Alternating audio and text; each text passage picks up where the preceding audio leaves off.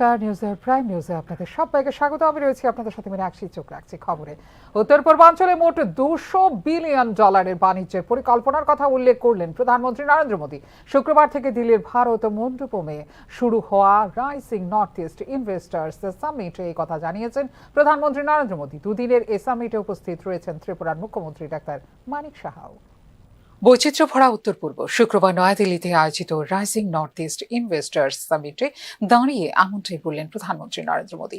দেশের উত্তর পূর্বে বিনিয়োগে এই সমাবেশে উপস্থিত ছিলেন দেশের অন্যতম ধন কুবের শিল্পপতি, ব্যবসায়ী ও বিনিয়োগকারীরা। উপস্থিত ছিলেন মুকেশ আম্বানিও। আমাদের কাছে উত্তর পূর্ব শুধুমাত্র কোনো দিক নয়, এটা ক্ষমতা, শক্তিরও প্রতীক। বাণিজ্য থেকে ঐতিহ্য, বস্ত্র থেকে পর্যটন, উত্তর পূর্বের বৈচিত্র্যই তার শক্তির উৎস। উত্তর পূর্ব মানেই বায়ো ইকোনমি, চা শিল্প, পেট্রোলিয়াম, খেলাধুলো ও পর্যটনের কেন্দ্রবিন্দু বলে উল্লেখ করেন প্রধানমন্ত্রী নরেন্দ্র মোদী। दशक में नॉर्थ ईस्ट में 11,000 किलोमीटर के नए हाईवे बनाए गए हैं। सैकड़ों किलोमीटर की नई रेल लाइनें बिछाई गई है। नॉर्थ ईस्ट में एयरपोर्ट की संख्या दोगुनी हो चुकी है। ब्रह्मपुत्र और बराग नदियों पर वाटरवेज बन रहे हैं। सैकड़ों की संख्या में मोबाइल टावर्स लगाए गए हैं। और इतना ही नहीं, 1600 किलोमीटर लंबी पाइपलाइन का नॉर्थ ईस्ट गैस ग्रिड भी बनाया गया है।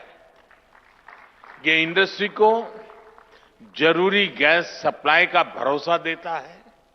यानी हाईवेज, रेलवेज, वाटरवेज, हाईवेज, हर प्रकार से नॉर्थ ईस्ट की कनेक्टिविटी सशक्त हो रही है।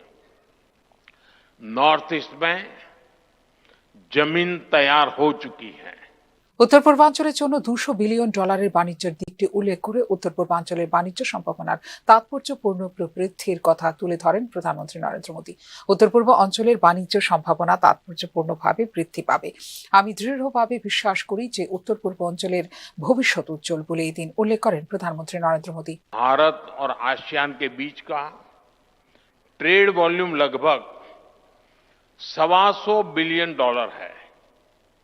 आने वाले वर्षों में ये $200 बिलियन को पार कर जाएगा। नॉर्थ ईस्ट इस ट्रेड का एक मजबूत ब्रिज बनेगा। आसियान के लिए ट्रेड का गेटवे बनेगा। और इसके लिए भी हम जरूरी इंफ्रास्ट्रक्चर पर तेजी से काम कर रहे हैं। Bharat, Myanmar, Thailand trilateral highway से म्यांमार होते हुए थाईलैंड तक सीधा संपर्क होगा। इससे भारत की कनेक्टिविटी थाईलैंड, वियतनाम, लाओस जैसे देशों से और आसान हो जाएगी। हमारी सरकार Kaladan multi modal transit project को तेजी से पूरा करने में जुटी है। ये प्रोजेक्ट कोलकाता पोर्ट को म्यांमार के सितवे पोर्ट से जोड़ेगा और मिजोरम होते हुए बाकी नॉर्थ ईस्ट को कनेक्ट करेगा। इससे पश्चिम बंगाल और मिजोरम की दूरी बहुत कम हो जाएगी। ये इंडस्ट्री के लिए, ट्रेड के लिए भी बहुत बड़ा वरदान साबित होगा। উত্তর পূর্বাঞ্চলে বিনিয়োগ বৃদ্ধির উদ্দেশ্যে ইতিপূর্বে আয়োজিত গোল টেবিল বৈঠক এবং দ্বিপাক্ষিক বৈঠকের ধারাবাহিকতা অনুসরণ করে কেন্দ্রীয় সরকার দ্বারা আয়োজিত হচ্ছে rising north east investors summit 2025 শীর্ষক সম্মেলন। আঞ্চলিক উন্নয়নকে উৎসাহিত করা এবং উত্তর পূর্বাঞ্চলে বৈশ্বিক অংশীদারিত্ব আকর্ষণ করাই হলো এই অনুষ্ঠানের লক্ষ্য, যা বিশ্বজুড়ে বিনিয়োগকারীদের কাছে তুলে ধরবে এই অঞ্চলের সম্ভাবনা। শুক্রবার থেকে দিল্লির ভারত মণ্ডপমে শুরু হওয়া দুদিনের রাইজিং নর্থ ইস্ট ইনভেস্টার্স সামিটে উপস্থিত রয়েছেন ত্রিপুরার মুখ্যমন্ত্রী ডাক্তার মানিক সাহাও। ফিউরো রিপোর্ট, নিউজ নাও।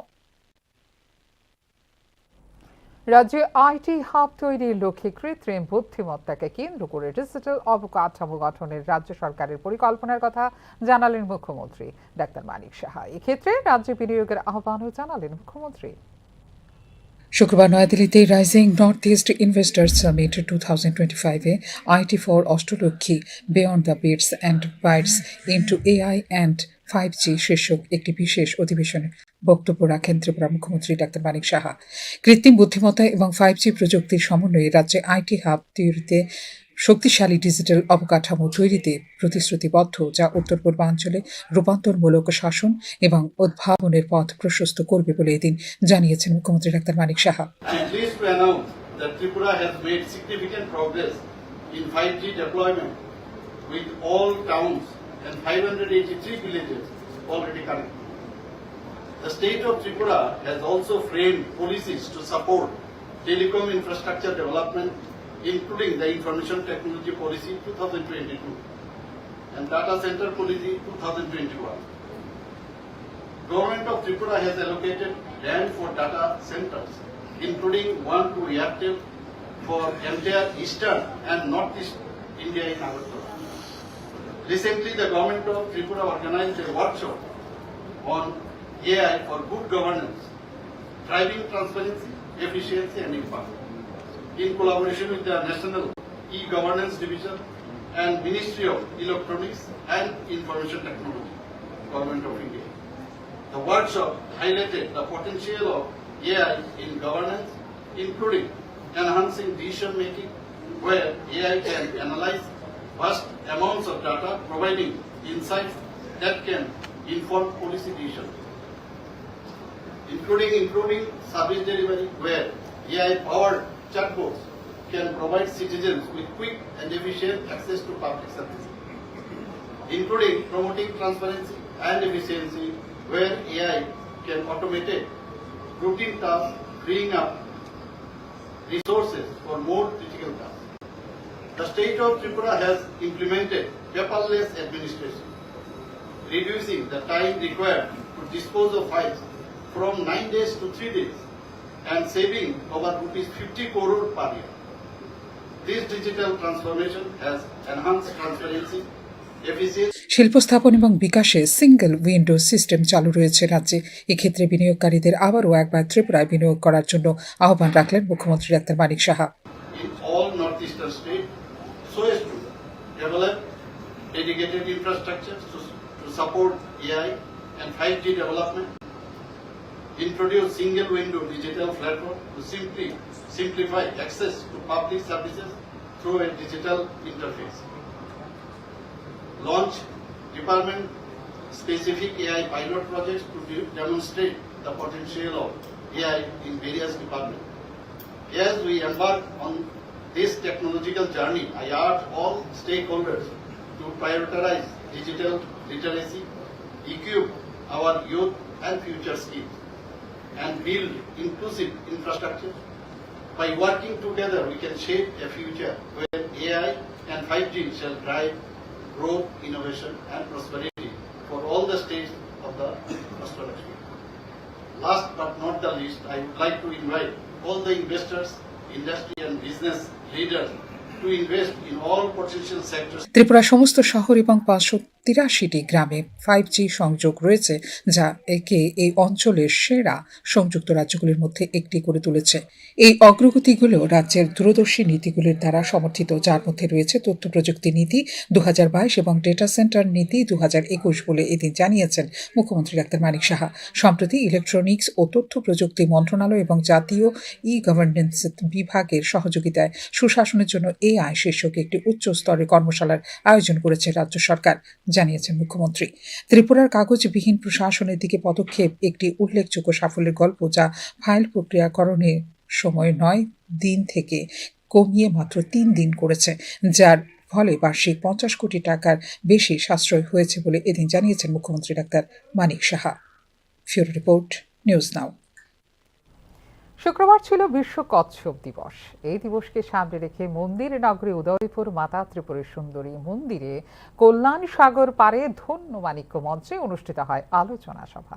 উপস্থিত ছিলেন রাজ্যের অর্থমন্ত্রী প্রণজিৎ সিংহরায়। বনমন্ত্রী অনিমেষ দেববর্মা 51 পীঠের অন্যতম পীঠস্থান মাতা ত্রিপুরেশ্বরী মায়ের মন্দিরে কল্যাণ সাগরের জলে কচ্ছপগুলিকে কিভাবে রক্ষা করা যায় এবং প্রজনন কিভাবে বৃদ্ধি করা যায় সেই বিষয়ে গবেষকদের কাছ থেকে পরামর্শ নেওয়া হচ্ছে বলে জানিয়েছেন বনমন্ত্রী অনিমেষ দেববর্মা। তবে এই ক্ষেত্রে সচেতনতা বৃদ্ধি সবচেয়ে বেশি গুরুত্বপূর্ণ বলেও জানিয়েছেন বনমন্ত্রী অনিমেষ দেববর্মা। সচেতন না করলে আমাদের কি লাভ? সচেতন যখন হবে মানুষই সেটাকে রক্ষা করতে পারে। গাছ মানুষই বাঁচাতে পারবে, কচ্ছপকে মানুষ বাঁচাতে পারবে, হাতিকে মানুষ বাঁচাতে পারবে। বিক্রয় করা পেনশন 180টি মাসিক কিস্তির পরিবর্তে 128টি মাসিক কিস্তিতে কাটার সর্বোচ্চ আদালতের নির্দেশ পালন করছে কেন্দ্রীয় সরকার। এবার তা রাজ্যেও লাগু করার জন্য মুখ্যমন্ত্রীকে চিঠি দিলেন কংগ্রেস বিধায়ক সুদীপ রায় বর্মন। পেনশন বিক্রয় বাবদ যে অর্থ পেনশনাররা পেয়ে থাকেন তার সমান মাসিক কিস্তিতে 15 বছরে অর্থাৎ 180টি কিস্তিতে পুনরায় কেটে নেওয়া হয়। সুপ্রিম কোর্টের নির্দেশ অনুসারে রাজ্যের পেনশন প্রাপকরা পেনশন বিক্রয় করার 128 মাস পর পূর্ণ পেনশন প্রাপ্তির সুযোগ পান, কিন্তু 180টি মাসিক কিস্তি কাটার পর পেনশনারদের পূর্ণ পেনশন দেওয়ার ফলে তারা প্রবল আর্থিক ক্ষতির সম্মুখীন হন। তাই এই বিষয়ে চিঠি দিয়ে মুখ্যমন্ত্রী ডক্টর মানিক সাহার হস্তক্ষেপের দাবি করেন কংগ্রেস বিধায়ক Sudip Roy Barman. CCS pension rules ও ত্রিপুরা পেনশন রুলস 1972 অনুসারে পেনশন প্রাপকরা তাদের নিজ নিজ মূল পেনশনের 40% বিক্রয় করতে পারেন। এতে পেনশনাররা পেনশন বিক্রির মাধ্যমে এককালীন আর্থিক সুবিধা পেয়ে থাকেন। প্রচলিত নিয়ম অনুসারে পেনশন বিক্রয় বাবদ যে অর্থ পেনশনাররা পেয়ে থাকেন তা সমান মাসিক কিস্তিতে 15 বছরে অর্থাৎ 180টি কিস্তিতে পুনরায় কেটে নেওয়া হয়। এই ক্ষেত্রে মাসিক কিস্তির সঙ্গে 12% সুদ ধার্য করা হয়ে থাকে। বর্তমানে বিক্রয় করা পেনশনের উপর 7% সুদ ধরা হয়। কেন্দ্রীয় সরকারের অবসরপ্রাপ্ত সচিব মিস্টার জিন্দাল হিসাব করে দেখেছেন পেনশন বিক্রয় বাবদ যে অর্থ পেনশনাররা পেয়ে থাকেন তা 128 মাস পরেই পেনশনাররা পূর্ণ পেনশন পাবার অধিকারী হন। এই অবস্থায় 180টি মাসিক কিস্তি কাটার পর পেনশনারদের পূর্ণ পেনশন দেওয়ার ফলে তারা প্রবল আর্থিক ক্ষতির সম্মুখীন হন। শুক্রবার মুখ্যমন্ত্রীর উদ্দেশ্যে দেওয়া এক চিঠিতে এই কথা উল্লেখ করেছেন কংগ্রেস বিধায়ক সুদীপ রায় বর্মন। কেন্দ্রীয় সরকারি কর্মচারীদের বিভিন্ন পেনশনার সংগঠন কেন্দ্রীয় সরকারের পেনশনারদের আর্থিক ক্ষতির বিষয়টি সুপ্রিম কোর্টের নজরে নিলে আদালত CWP নম্বর 2490 এবং 8222-2024 আদেশে পেনশনারদের বিক্রয় করা পেনশন 180টি মাসিক কিস্তির পরিবর্তে 128টি মাসিক কিস্তিতে কাটার নির্দেশ দেয়। যাদের 128 মাস বা তার বেশি সময় ধরে বিক্রি করা পেনশন কেটে নেওয়া হচ্ছে তা বন্ধ করার নির্দেশ দেয়। সুপ্রিম কোর্ট এও জানায় যে এই আদেশ রাজ্য সরকারের পেনশনারদের ক্ষেত্রেও সমভাবে প্রযোজ্য হবে। তাই রাজ্যের 50,000 সরকারি পেনশনারদের স্বার্থে এ বিষয়ে যথাযথ ব্যবস্থা গ্রহণের জন্য মুখ্যমন্ত্রীর দৃষ্টি আকর্ষণ করেছেন কংগ্রেস বিধায়ক Sudip Roy Barman. Bureau report, News Now. Syllabus বহির্ভূত প্রশ্নপত্র নিয়ে আবারও একবার টিআরপিটির কাছে ডেপুটেশন দিল টেট 2 এর পরীক্ষার্থীরা। অপরদিকে এবারে টেট পরীক্ষার ফলাফল প্রকাশে কিছুটা দেরি হতে পারে বলে জানিয়েছেন টিআরপিটি chairman Pratyush Ranjan Deep. Teachers recruitment board of Tripura পরিচালিত টেট 2 পরীক্ষার প্রশ্নপত্র নিয়ে আবারও একবার টিআরবিটির কাছে ডেপুটেশন প্রদান করলেন সংশ্লিষ্ট পরীক্ষার্থীরা। বিশেষত সিলেবাস বহির্ভূত প্রশ্নপত্র নিয়ে এই ডেপুটেশন বলে জানিয়েছেন সংশ্লিষ্ট পরীক্ষার্থীরা। এক্ষেত্রে আগামী 26 এবং 27 তারিখ সংশ্লিষ্ট পরীক্ষার্থীদের অভিযোগ লিপিবদ্ধ করার জন্য টিআরবিটির অফিসিয়াল ওয়েব পোর্টাল আবারও খোলা হবে বলে ডেপুটেশন শেষে জানিয়েছেন সংশ্লিষ্ট পরীক্ষার্থীরা। ফাইনাল আনসার কি ছাত্রছাত্রীদের পক্ষে থাকবে বলে প্রতিশ্রুতি দিয়েছে টিআরবিটি বলেও জানিয়েছেন সংশ্লিষ্ট পরীক্ষার্থীরা। কিছু আনসার ভুল আছে, কিছু আমরা সিলেবাস বহির্ভূত কোশ্চেন আছে, ওইগুলোর জন্য এখানে আসি। মানে কি সমস্যা হয়েছে? কিছু আউট অফ সিলেবাস অনেকগুলো কোশ্চেন আছে যেগুলো আমাদের সিলেবাসে আমরা প্রুফ দিয়েছি যে এগুলো আমাদের সিলেবাসে নেই, অথবা ট্যাট 1 বা STGT সিলেবাসে আছে কিন্তু ট্যাট 2 সিলেবাসে নেই, ওই রকমই। আর কিছু কোশ্চেন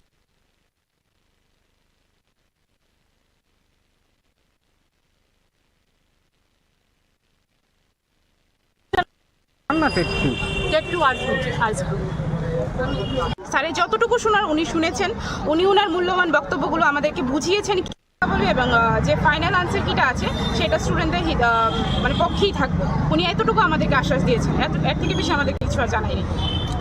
এদিকে 2025 সালে টেট পরীক্ষার ফলাফল প্রকাশে কিছুটা দেরি হতে পারে বলে জানিয়েছেন টিআরবিটির চেয়ারম্যান প্রত্যুষ রঞ্জন দেব। একের পর এক পরীক্ষার প্রস্তুতির কারণে চাপে রয়েছে টিআরবিটি, ফলে বিলম্ব হতে পারে ফলাফল প্রকাশ বলে জানিয়েছেন টিআরবিটির চেয়ারম্যান প্রত্যুষ রঞ্জন দেব। আমরা টিআরবিটি আমাদের পরীক্ষায় দেরি ফল প্রকাশে দেরি হয় না, আমাদের পরীক্ষায় ফল প্রকাশে আগে কখনো দেরি হয় না। আচ্ছা, কিন্তু এবার আমাদের পরীক্ষার ফল প্রকাশে একটু দেরি হতে পারে। কারণ হচ্ছে আমরা এখন, আমাদের আগে কি হতো, আমরা বছরে একবার টেট পরীক্ষা নিতাম। শুধুমাত্র 2018 সালে আমরা দুবার টেট পরীক্ষা নিয়েছি। সেটা 18 সালে গভর্নমেন্ট চেয়েছিল দুবার পরীক্ষা নেওয়ার জন্য, আমরা দুবার পরীক্ষা নিয়েছি। আর না হলে অন্য সমস্ত বছর আমরা বছরে একবার টেট পরীক্ষা নিয়েছি, আর হয়তো ওই এসটিজিটি বা এসটিপিজিটি পরীক্ষা হয়েছে। বছরে দুটোর বেশি পরীক্ষা হয়নি। পক্ষে 10 থেকে 12টি প্রশ্ন সিলেবাস বহির্ভূত বলে অভিযোগ রয়েছে টেট পরীক্ষার্থীদের। 2025 এবং 2022 সালের আনসার কিগুলির মধ্যে তুলনা করলে একই প্রশ্নের দুই ধরনের উত্তর মিলেছে বলে অভিযোগ করেন টেট পরীক্ষার্থীরা।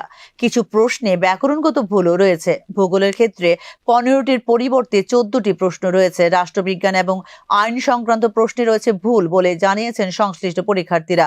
প্রায় 41টি প্রশ্ন চ্যালেঞ্জ করা হয়েছে এবং প্রায় 180টি চ্যালেঞ্জ অনলাইনে জমা দেওয়া হয়েছে বলেও জানিয়েছেন পরীক্ষার্থীরা। Bureau report, News Now. Rail পরিষেবায় ত্রিপুরার মুকুটে যুক্ত হলো নতুন বালক। পরীক্ষামূলকভাবে শুরু হলো যাত্রীবাহী বৈদ্যুতিক রেল চলাচল। শুক্রবার থেকে দীর্ঘ প্রতীক্ষিত বৈদ্যুতিক যাত্রীবাহী ট্রেন পরীক্ষামূলকভাবে চালু হলো ত্রিপুরায়, যা এই রাজ্যের জন্য নিঃসন্দেহে একটি মাইলস্টোন। শুক্রবার সকাল 6টায় প্রথমবারের মতো বৈদ্যুতিক ইঞ্জিন সম্পন্ন জনশতাব্দী এক্সপ্রেসের ট্রেন নম্বর 12098 ডিএন ট্রেনটি আগরতলা টেক করে অরুণাচলের উদ্দেশ্যে। উত্তর পূর্ব সীমান্ত রেলের আধিকারিক এবং রেলওয়ে পুলিশ ফোর্সের আধিকারিকদের উপস্থিতিতে আগরতলা স্টেশন থেকে বৈদ্যুতিক লোকোমোটিভ ট্রেনটি রওনা হয় অরুণাচলের উদ্দেশ্যে। উল্লেখ করা যেতে পারে, দক্ষিণ আসামের বদরপুর স্টেশন এবং ত্রিপুরার জিরানিয়া স্টেশনের মধ্যে বৈদ্যুতিক লোকোমোটিভ সহ প্রথম পণ্যবাহী ট্রেনের পরীক্ষামূলক পরিচালনা সফলভাবে পরিচালিত হয়েছিল চলতি বছরের 6 ফেব্রুয়ারি তারিখে। দক্ষিণ আসাম এবং ত্রিপুরায় সম্প্রতি বিদ্যুতায়ন সহ প্রয়োজনীয় অবকাঠামোগত কাজ সম্পন্ন হয়েছে। বৈদ্যুতিক লোকোমোটিভ সহ আরও কিছু পণ্যবাহী ট্রেন সফলভাবে পরিচালনার পর এই রুটে বৈদ্যুতিক লোকোমোটিভ সহ যাত্রীবাহী ট্রেন চালানো শুরু হয়ে যাবে নিয়মিতভাবে। বৈদ্যুতিক লোকোমোটিভ সহ যাত্রীবাহী ট্রেন চালানো শুরু করার জন্য আমরা প্রস্তুত বলে জানিয়েছেন উত্তর পূর্ব সীমান্ত রেলের আধিকারিক। বর্তমানে দিল্লি, কলকাতা, মুম্বাই, ফিরোজপুর, পাটনা এবং দেশের অন্যান্য শহরের সাথে বেশ কয়েকটি এক্সপ্রেস ট্রেনের মাধ্যমে সুসংযুক্ত রয়েছে ত্রিপুরা। তবে যাত্রীবাহী ট্রেন পরিষেবাগুলো জারি রয়েছে এবং কেবল ডিজেল চালিত ইঞ্জিন দ্বারা। ত্রিপুরাকে বৈদ্যুতিক ট্রেনের মাধ্যমে জাতীয় রেলওয়ে গ্রিডের সাথে সংযুক্ত করার জন্য 2022 সালে চালু করা হয়েছিল 46 কোটি টাকার বিদ্যুতায়ন প্রকল্প। রেলওয়ে বৈদ্যুতিক ট্রান্সমিশন লাইনে বিদ্যুৎ সরবরাহ করবে ত্রিপুরা রাজ্য বিদ্যুৎ কর্পোরেশন লিমিটেড। বৈদ্যুতিক রেল লাইন সহ অবকাঠামো প্রস্তুত হওয়ার সাথে সাথে আইকনিক বন্দে ভারত এক্সপ্রেস ট্রেনগুলো আসামের শিলচর এবং আগরতলা পর্যন্ত সম্প্রসারিত করা হবে বলে দৃঢ় প্রত্যয় ব্যক্ত করেছে উত্তর পূর্ব সীমান্ত রেল।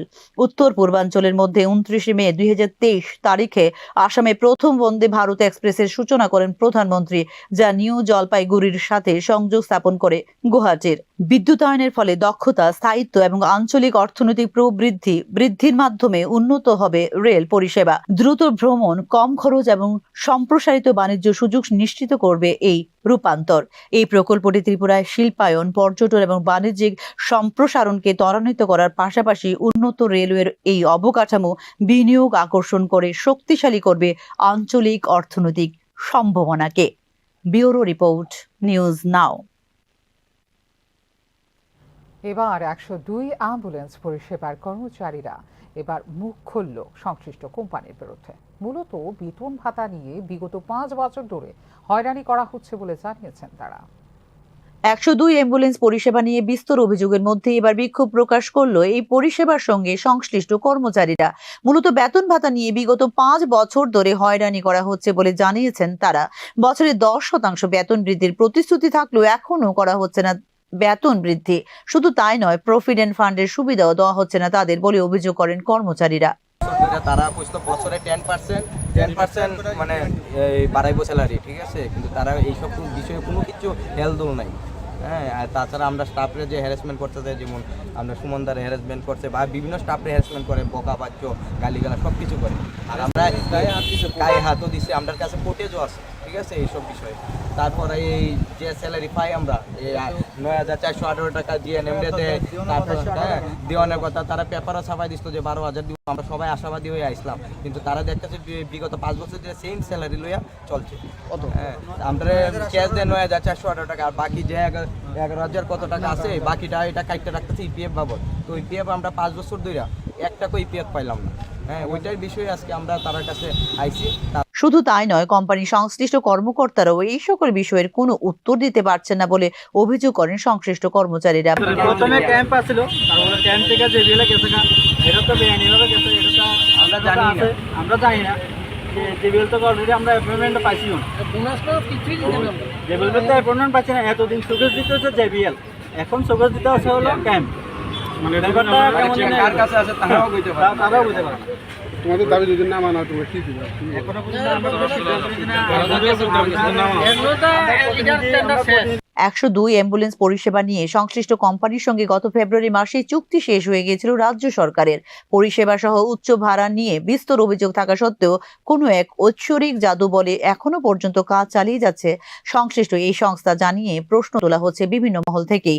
জেবিএল কোম্পানির ব্যানারে একটি অত্যন্ত ছদ্মবেশী এবং প্রতারক সংস্থা দ্বারা পরিচালিত 102 অ্যাম্বুলেন্স পরিষেবার সঙ্গে সংশ্লিষ্ট কর্মচারীদের এই বিক্ষোভই প্রমাণ করছে সার্বিক অভিযোগের সত্যতা। National health mission Tripura chapter কর্তৃক 102 অ্যাম্বুলেন্স পরিষেবার কাজ ক্যাম্প কোম্পানি লিমিটেড নামে সন্দেহজনক কোম্পানির কাছে আউটসোর্স করা হয়েছিল 2020 সালে। কিন্তু এই কোম্পানিটি অত্যন্ত অনিয়মিতভাবে খুব অল্প সময়ের মধ্যে জেবিএল কোম্পানি নামে আরও একটি সন্দেহজনক স্থানীয় প্রতিষ্ঠানের কাছে আউটসোর্স করে পরিষেবা দান করেন বিষয়টি। আর দুর্দশার শুরু এখান থেকেই। অথচ সবকিছু জানা থাকা সত্ত্বেও বরাত ছাড়াই কেন এখনো পর্যন্ত এই কোম্পানিকে 102 অ্যাম্বুলেন্স পরিষেবা প্রদানের ছাড়পত্র দিয়ে রেখেছে রাজ্য সরকার তা নিয়ে উঠছে প্রশ্ন। ব্যুরো রিপোর্ট, নিউজ নাও। নিজের উপর রাখতে হবে বিশ্বাস, তবেই মিলবে সাফল্য। বিদ্যাজ্যোতির অন্তর্গত বিদ্যালয়গুলির ছাত্রছাত্রীদের উদ্দেশ্যে এই বার্তাই দিলেন বিশেষজ্ঞরা। বিদ্যালয় শিক্ষা পর্যায়ে বিদ্যাজ্যোতির অন্তর্গত বিদ্যালয়গুলির ছাত্রছাত্রীদের ফলাফল উন্নত করার জন্য মিট দ্য সায়েন্টিস্ট শীর্ষক ওরিয়েন্টেশন প্রোগ্রামের আয়োজন করল রাজ্য সরকার। বিশেষজ্ঞ অধ্যাপকদের সঙ্গে আলোচনার মধ্য দিয়ে বিদ্যাজ্যোতির অন্তর্ভুক্ত স্কুলগুলির ছাত্রছাত্রীদের মনন মানসিকতা আরো সুদৃঢ় করার উদ্দেশ্যে এই কর্মসূচির আয়োজন করেছে শিক্ষা দপ্তর।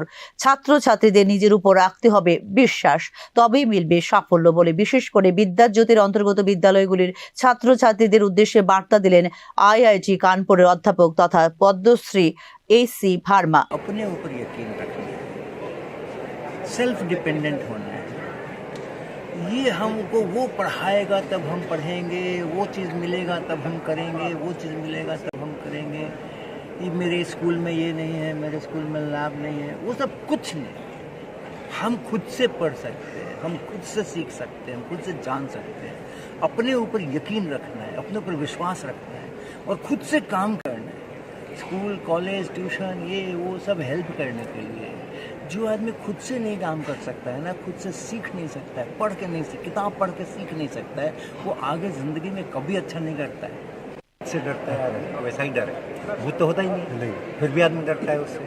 तो उसी तरीके से मैथमेटिक्स में और फिजिक्स में डरने का कुछ भी नहीं है, लेकिन उसका भूत बना हुआ है, तो उसके कारण से डरते हैं। वो भूत हम लोग झाड़ फूँक करके उतार देंगे, नहीं डरेंगे लोग।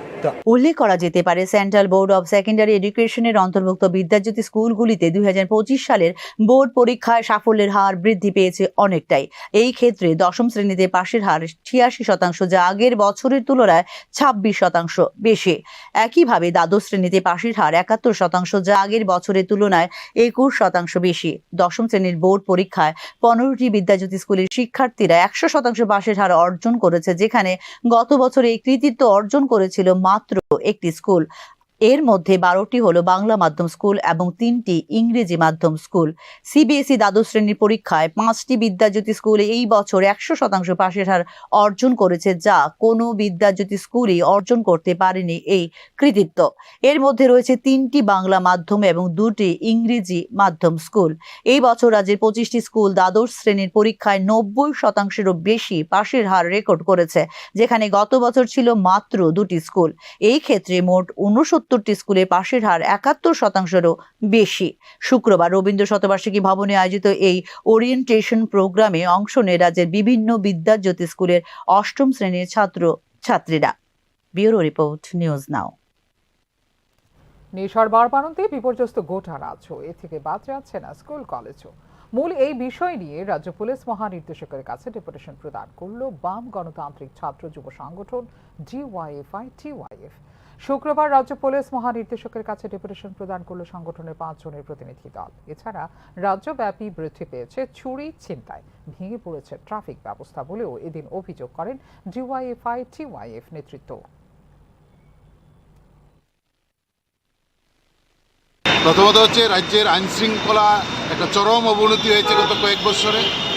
নেশার চূড়ান্ত বারবারন্ত, গোটা রাজ্য নেশায় ডুবছে, এমনকি স্কুল কলেজে পর্যন্ত নেশা আশ্রে পড়ছে। বিভিন্ন দিকে যে করিডোরগুলো, সেই করিডোরগুলো নিয়ে নিচ্ছে ছোট্ট বিজ্ঞাপন বিরতি। বিরতির পর ফিরে আসবো নানা খবরের সঙ্গে থাকবেন। আপনি দেখছেন নিউজ নাও, আমরা জানি কোনটা খবর। একটু চেষ্টাতেই দুল লেগে যায় নববধূর কানে, একটু চেষ্টাতেই মানিয়ে নেওয়া যায় বিবাহিত জীবনে। নানা অনুভূতি জড়ানো বিয়ের গয়না, শ্যাম সুন্দর কোম্পানি জুয়েলার্স। আপনি দেখছেন নিউজ নাও, আমরা জানি কোনটা খবর। বিরতির পর স্বাগত, চোখ রাখছি অন্যান্য খবরে। কালাঢেপা নলসিং সর্দার পাড়ার 9 বছরের জনজাতি শিশুকন্যা উচ্চশিক্ষা ত্রিপুরার মৃত্যু মামলায় এলো নয়া মোড়। এই হত্যাকাণ্ডে যুক্ত সন্দেহে মৃতার বড় ভাইকে গ্রেপ্তার করল পুলিশ। সপ্রম মহকুমার অন্তর্গত মনু বিধানসভার অধীন কালাছেপার নলসিং সর্দার পাড়া 9 বছরের জনজাতি শিশুকন্যা উচ্চশিক্ষা ত্রিপুরা হত্যা মামলায় গ্রেপ্তার করা হলো মৃতার বড় ভাই সাহিল ত্রিপুরাকে। উচ্চ শিক্ষার মা সবিতা ত্রিপুরাকেও আনা হয়েছিল জিজ্ঞাসাবাদের জন্য। জিজ্ঞাসাবাদ শেষে শুক্রবার ছেড়ে দেওয়া হয় মৃতার মা সবিতা ত্রিপুরাকে। বৃহস্পতিবার রাতে মনুবাজার থানার পুলিশ তাদের বাড়ি থেকে থানায় নিয়ে আসে। শুক্রবার সকালে জিজ্ঞাসাবাদ শেষে ছেড়ে দেওয়া হয় সবিতা ত্রিপুরাকে।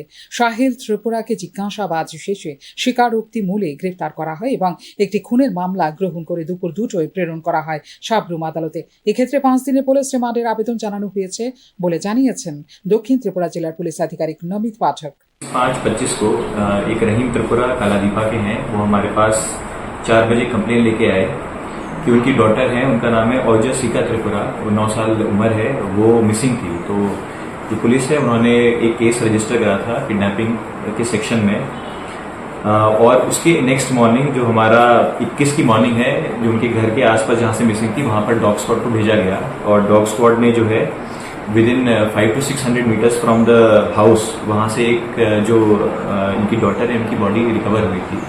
तो उसी के बाद से जो है पूरा जो पुलिस हमारा इन्वेस्टिगेटिव टीम जो है वहाँ पहुँची। उसके बाद जो है आफ्टर कलेक्टिंग एविडेंस, जो हमारा प्राइमा फेसी और सर्कमस्टेंशियल एविडेंस है, तो उसने पॉइंट किया कि जो इनके ब्रदर हैं साहिल त्रिपुरा, तो he is the prime suspect. तो वो उनको हमने कल जो है गिरफ्तार कर लिया 22/5 को, और आज उनको कोर्ट में फॉरवर्ड करा गया है, और 5 दिन की जो है पुलिस रिमांड उनकी मांगी जाएगी, और अभी इन्वेस्टिगेशन चल रहा है। तो जो सस्पेक्ट है ही हैज बीन अरेस्टेड। গত 20 মে সাবরুম মহকুমার মনুবাজার থানার অধীন কালাঢেপা নলসিং সর্দারপাড়ার রহিম ত্রিপুরার মেয়ে উচ্চশিক্ষা ত্রিপুরা আনুমানিক বিকেল 4টে থেকে নিখোঁজ হয়ে যায় রহস্যজনকভাবে। অনেক খোঁজাখুঁজি পরও পাওয়া যায়নি তার কোনো হদিশ। পরদিন সকালে বাড়ির পাশে রাবার বাগানে পাওয়া যায় মৃতদেহ। নিষ্পাপ এই শিশুকন্যার মৃত্যু রহস্য নিয়ে চাপা উত্তেজনা বিরাজ করছে গোটা এলাকায়। ফিউরো রিপোর্ট, নিউজ নাও। পাম্প অপারেটরের চাকরি কেলেঙ্কারির অভিযোগে পাম্পের দরজায় অনির্দিষ্টকালের জন্য তালা ঝুলিয়ে দিল গ্রামবাসী। ওই ঘটনায় কমলাসাগর বিধানসভা 26 ঘাট এলাকায় ছড়িয়েছে তীব্র চাঞ্চল্য। গত কয়েক মাস পূর্বে 26 ঘাট খামারের ভেতরে একটি জলের পাম্প বসানো হয়। যথারীতি এলাকার বিধায়ক, স্থানীয় পঞ্চায়েত প্রধান সহ নেতৃত্বরা জানিয়েছিলেন 4 নম্বর ওয়ার্ড থেকে একজন বেকার যুবককে চাকরি দেওয়া হবে সেখানে। কিন্তু এই ক্ষেত্রে অর্থের বিনিময়ে বাঁকা পথে অন্য ওয়ার্ডের প্রাক্তন পঞ্চায়েত প্রধানের ছেলেকে দেওয়া হয় চাকরি বলে অভিযোগ করেন স্থানীয় গ্রামবাসীরা। ফার্মে একটা জলে ফার্ম বইছে, আমরা তারা কাছে কইছি যে আমরা ফারার থেকে শিক্ষিত ফুল তার শিক্ষিত ফুল আমাদের দেন, তারা না দিয়ে অন্য ফারার দেওয়া দিচ্ছে চাকরিটা। তো আমরা চাইতেছি আমরা ফারার মধ্যে এটা থাক, অন্য ফারাত দিলে আমরা মানতাম না। আমরা যতদিন আমরা ফারাত না দেয় এটা তালা থাকবো আমরা। এটা পাম্পের ব্যাপারে যে আমরা এটা 26 কার্ডের মধ্যে আমরা জলের পাম্প বইছে। তো দুর্গাবাড়ি চা বাগান প্রাঙ্গণে নতুন চা আউটলেটের উদ্বোধন হলো শুক্রবার। একই সাথে উদ্বোধন হলো চা প্যাকেট বিপণনের উদ্বোধন। অনুষ্ঠানে উপস্থিত ছিলেন সমবায় মন্ত্রী শুক্লাচরণ নোয়াতিয়া। সমবায়ের মাধ্যমে গ্রামীণ অর্থনীতিকে শক্তিশালী করার রাজ্য সরকারের উদ্যোগের কথা এদিন জানিয়েছেন মন্ত্রী শুক্লাচরণ নোয়াতিয়া। আজকে সারা ভারতবর্ষের মধ্যে ভারত সরকারের এই দপ্তরের আজকে যিনি দায়িত্বে রয়েছেন মাননীয় মন্ত্রী অমিত শাহজির নেতৃত্বে এই সমবায়ের মাধ্যমে গ্রামীণ অর্থনীতি সেটাকে শক্তিশালী করা এবং আমাদের রাজ্যের এই সমবায় দপ্তর সমবায় সমিতি ত্রিপুরা অলিম্পিক অ্যাসোসিয়েশনের সভাপতি হিসেবে নির্বাচিত হলেন দেশের গর্ব দীপা কর্মকার। এদিকে নতুন এই কমিটিকে সব ধরনের সহযোগিতা করার কথা উল্লেখ করলেন ক্রীড়ামন্ত্রী টিঙ্কু রায়। 15 সদস্যের নতুন কমিটি পেল ত্রিপুরা অলিম্পিক অ্যাসোসিয়েশন। শুক্রবার ত্রিপুরা অলিম্পিক অ্যাসোসিয়েশনের নতুন কমিটি ঘোষণার পর শপথ বাক্য পাঠ করানো হয় তাদের। নতুন এই কমিটির সভাপতি হিসেবে নির্বাচিত হয়েছেন দেশের গর্ব দীপা কর্মকার।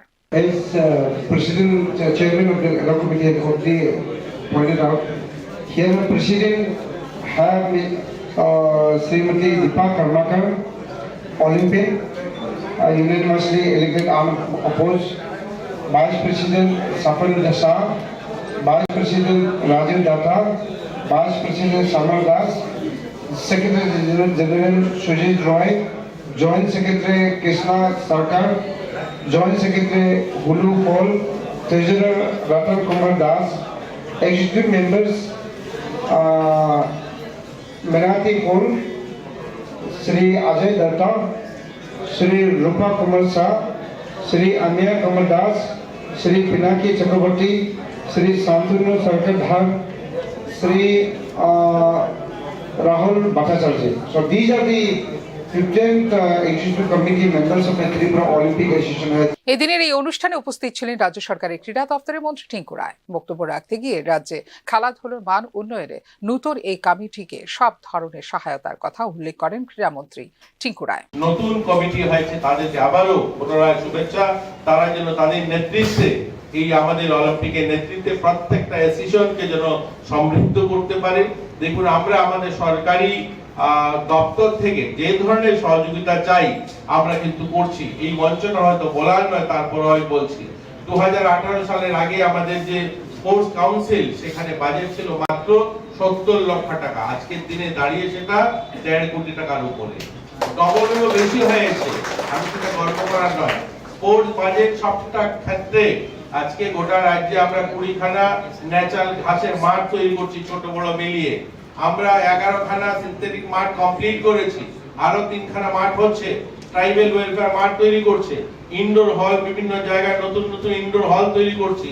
বিশাল বড় একটা স্পোর্টস প্রজেক্ট আসছে আমাদের এখানেই, এই পার্শ্ববর্তী এই পাঁচটাতেই আমাদের একটা স্পোর্টস কমপ্লেক্স নতুন গড়ে উঠবে। দশরথ দেব যে আমাদের স্পোর্টস কমপ্লেক্স, এইরকমই একটা নতুন স্পোর্টস কমপ্লেক্স এখানেও আমরা করছি।